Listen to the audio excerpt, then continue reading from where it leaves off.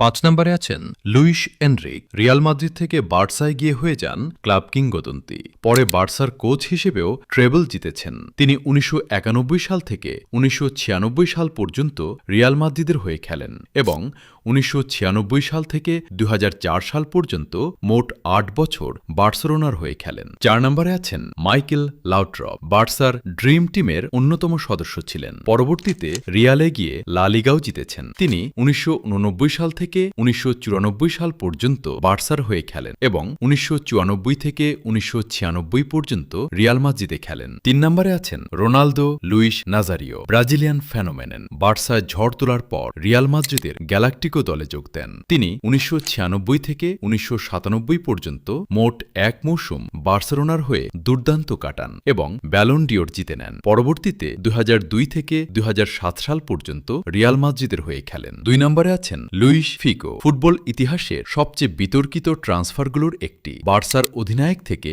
যোগ দেন সরাসরি রিয়াল মাদ্রিদে, যা নিয়ে তিনি বিভিন্ন সময় বার্সেলোনার ফ্যানদের কাছে সমালোচিত হয়েছেন। তিনি 1995 থেকে 2000 সাল পর্যন্ত বার্সেলোনার হয়ে খেলেন এবং পরে 62 মিলিয়নের এক আশ্চর্যজনক এবং বিতর্কিত চুক্তিতে যোগ দেন রিয়াল মাদ্রিদে, যেখানে তিনি 2000 সাল থেকে 2005 সাল পর্যন্ত খেলেছেন। 1 নম্বরে আছেন স্যামুয়েল ইতো। অনেকে ভুলে যান, কিন্তু ক্যারিয়ারের শুরুতে তিনি ছিলেন রিয়াল মাদ্রিদের খেলোয়াড়। পরে বার্সায় গিয়ে হয়ে ওঠেন কিংবদন্তি স্ট্রাইকার। 1997 থেকে 2000 সাল পর্যন্ত রিয়াল মাদ্রিদের হয়ে খেলেন। একজন অসাধারণ প্রতিভাবান খেলোয়াড় হিসেবে ইতো 16 বছর বয়সে রিয়াল মাদ্রিদে যোগ দেন। আরও অভিজ্ঞ খেলোয়াড়দের সাথে তার পজিশনে প্রতিযোগিতার কারণে তাকে বেশ কয়েকবার লোনে খেলতে হয়েছিল। অবশেষে তিনি 2004 সালে যোগ দেন বার্সেলোনায় এবং রোনালদিনহোর সাথে গড়ে তোলেন এক বিধ্বংসী জুটি। তিনি 2004 সাল থেকে 2009 সাল পর্যন্ত বার্সেলোনার হয়ে খেলেছেন। এছাড়াও আরও অনেক ফুটবলার এই দুই ক্লাবের হয়ে খেলেছেন। তার মধ্যে আছে ঘেওর্গে হাগি,